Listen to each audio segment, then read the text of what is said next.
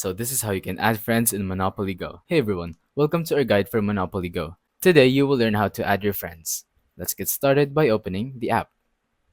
And now we're here. So Monopoly Go is just a simple game where you roll the dice, you move around, and then you get money. And then you use that money to go ahead and try to attack other people and build your own cities, like so, like what I'm doing right now. But how do you actually add friends? And how do you attack them? How do you make friends? How do you just play with them? Well, there is this button at the bottom right that says friends. And then, as you can see at the bottom, there's contacts, Facebook, and invite. If you tap on contacts, that will connect you to any friends that you have saved in your contacts that play Monopoly Go.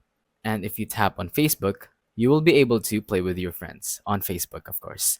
And then if you tap on invite, you can go ahead and invite them by tapping on the share icon, the orange button, and then sharing the link so that they could play the game and then play with you.